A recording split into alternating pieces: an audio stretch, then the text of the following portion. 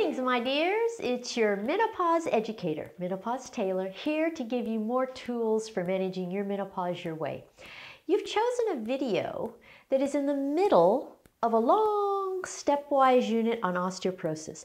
So if you haven't watched these videos in order, you should go back and start with the first one. The first one in the osteoporosis unit was video 196. This is video 207. Of course, you really need to go back to video 1 if you want to understand everything and get a real education on menopause. I just don't understand how anybody could expect to understand anything if they don't go about it in an orderly, stepwise manner. But somehow the vast majority of people are under the delusional illusion that they can. So far, I've taught you that your peak bone mass occurs between the ages of 25 and 30. And when you lose your estrogen at postmenopause, you lose bone.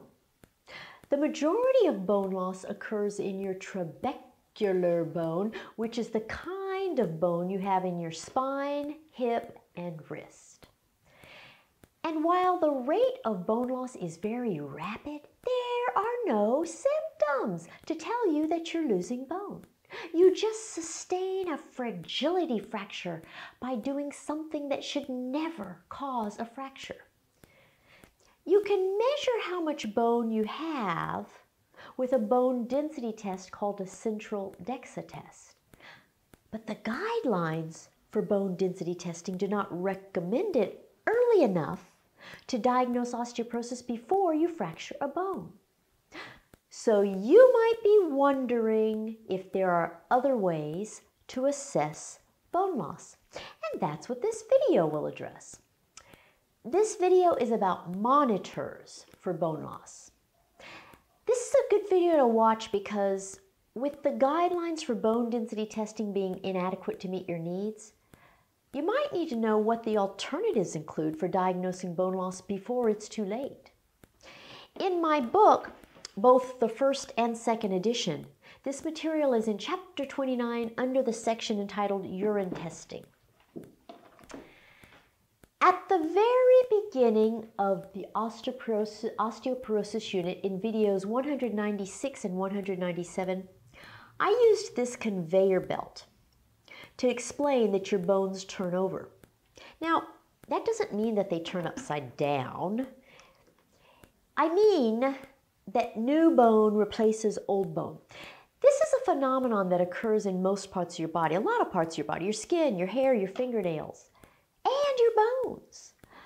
So it would be reasonable to assume that there are products in your blood or urine that can reflect that bone turnover. And if you can measure them, then you can determine how much bone you're losing. That's the idea behind monitors for bone loss. Now, back in grade school, we had monitors for, well, just about everything. There was the cafeteria monitor who monitored everyone's behavior during lunch, and if you did anything inappropriate like throw food, they would report you. And in the classroom, if the teacher had to leave the classroom for a few minutes, she would designate someone as the class monitor. It was usually the biggest goody two-shoes in the class. That would have been me. My job would be to tattle on anyone who misbehaved. So in this capacity, I was sort of the middleman. I wasn't the kid who had misbehaved, and I wasn't the teacher. But what I observed and reported served the same purpose as if the teacher had witnessed it herself. So anytime something involves monitoring, it refers to using one thing in order to give you information on something else. Another word for monitors is markers. We use the word marker a lot in medicine.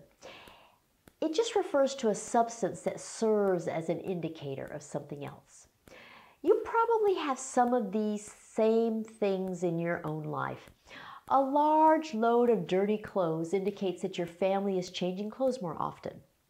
An empty pantry or refrigerator indicates that your son is going through puberty and eating mass quantities of food. A feces stain on your rug indicates that your dog may have a problem with his bowels. You get the picture. There are indicators of things everywhere. So this video addresses the indicators of bone turnover and bone loss. The basic principle for your bones is rate of turnover. The faster the turnover, the greater the loss. In video 199 on bone structure and bone fracture, I taught you that your trabecular bone turns over faster than your cortical bone. Cortical bone is the kind of bone that dominates the long bones of your arms, legs, and ribs, and the flat bones of your skull and pelvic girdle. Trabecular bone is the kind of bone that dominates the round bones of your spine, hip, and wrist. And when you lose your estrogen at postmenopause, the places that fracture are your spine, hip, and wrist.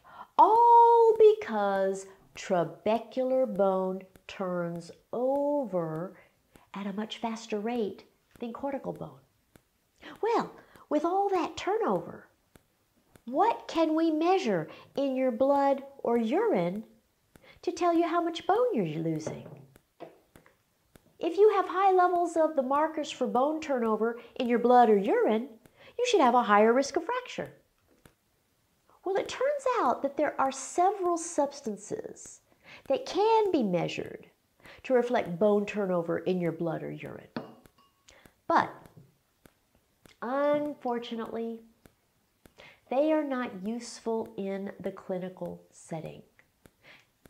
They have not been proven to predict bone mineral density or fracture risk. So we can't utilize them to diagnose osteoporosis. So for now, your blood and your urine go in the trash bin. Blood and urine in the bin. Nevertheless, I'll show you a list of some of the substances that are produced when you lose bone.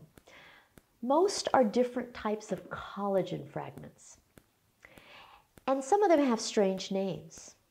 They are C-telopeptide, N-telopeptide, the good old familiar calcium, hydroxyproline, and pyridinoline. So, while we have these things, we cannot utilize them to diagnose osteoporosis. Now, it's important for you to know this because it makes you realize that you have to rely on the central DEXA bone density test to tell you how much bone you have. And you have to work around the inappropriate guidelines in order to get one before the age of 65. And you need to steer clear of any practitioner who tells you that there are simple blood or urine tests that can tell you about your bone loss. At least for now. One of the things I do in this menopause series is give you the practical information you need to be successful in your menopause management. This is the stuff nobody else is going to tell you. It's the stuff that keeps you from falling prey to marketers who want to get your money at the expense of your ignorance. If you're a student here at Menopause University, you'll be way ahead of them all. So don't fall for this. Now, of course, with time, these markers may become useful in the clinical setting. But at the time of publication of this video, which is June 2020, you can't rely on any markers in your blood or urine to indicate or monitor bone loss. But you know, medical advances occur all the time, and hopefully this will be one of them. Just think of it in terms of having a lot more goody two-shoes in school to tell on the kids who behave badly when this happens. This reminds me of an incident. When I was in the 6th grade, punishment for bad behavior was detention. The kids who had behaved badly that day had to stay after school in detention. I think they just sat there in detention doing nothing. I don't know, because I was such a goody two-shoes that I'd never been in detention. Heck, for me, just the word detention was enough to make me straighten up and fly right. That's what my father used to say to my brother. You'd better straighten up and fly right, son. He never had to say that to me because the only way I knew how to fly was right. And to humiliate the students who had to go to detention, the principal would make an announcement over the loudspeaker so that everyone knew they had to go to detention. Every day, about 2 minutes before the bell rang at the end of the school day, the principal would get on the loudspeaker and say, "The following students will report to detention today." And then he'd read off this long list of names. I would look around the room, suspiciously and try to observe some of the kids whose names were called, because I was also always so shocked at how nonchalant they were about it. They didn't even seem embarrassed. I think I was more embarrassed for them than they were for themselves.